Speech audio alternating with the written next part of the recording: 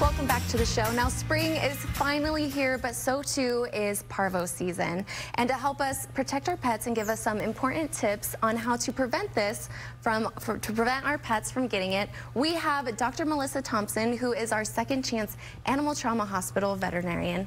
Thank you so much for joining us today, Melissa. Thank you. Now, okay, so we love that you save the lives of all of our pets. Can you introduce yourselves to our viewers today and tell us why you chose to help save pets and use your skills in a way that helps really our most vulnerable animals in the valley? Well, I am, as she said, Dr. Melissa Thompson. I'm the lead doctor in the Second Chance Animal Trauma Hospital. I can't imagine any other way of fulfilling my dream of being a veterinarian than helping the animals that don't have anybody to speak for them. So it was quite the opportunity that I had 6.5 years ago to join the team and didn't turn back.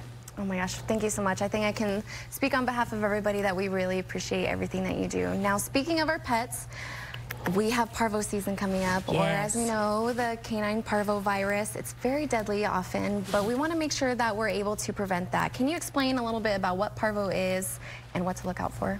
So parvo is a virus. It generally affects puppies because they don't have much of an immune system. They're not protected. But it can also affect unvaccinated adult dogs. It tends to affect the GI tract the most, so it can cause vomiting, diarrhea, lethargic behavior in the pets that are affected by it. So when you say that it affects the GI tract, what exactly does that mean? Like, how does it affect it? So the virus actually goes to the intestines and causes the puppies to be sick. So like I said, you'll see these guys, they'll not want to eat, they'll have some vomiting, they'll have some diarrhea, and they become very, very dehydrated very quickly, and they're unable to keep food down, so then we worry about them actually becoming low blood sugar. Unfortunately, there's no magic pill that cures parvovirus. So if you do have a pet that has parvo, which needs to be diagnosed by your veterinarian, the way to treat is actually supportive care. So again, we're not killing the virus, we're helping the animal try to get through the disease process themselves.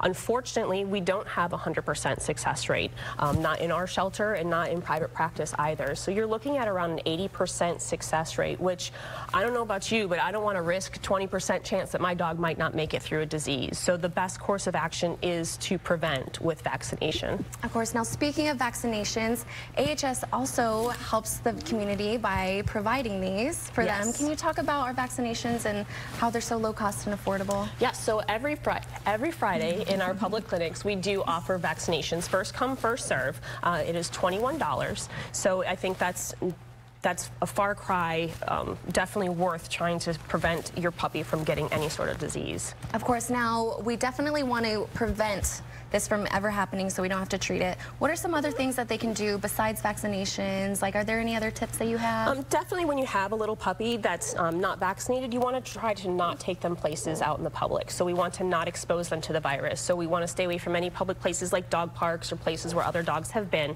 And we really want to make sure that we're picking up after our dogs. That is the primary way that it's spread is in the stool. And just because we don't see any mess out there doesn't mean that the virus isn't in the area. The virus can live on the ground for 6 months to a year. So it's a pretty hardy, mean little virus. So that's why it's important to not take our pets to public places. Of course, and those poop stations are there for a reason. Make sure you're picking up. Not only do we not want to step in it, we also don't want these little ones to be getting sick from other people's feces.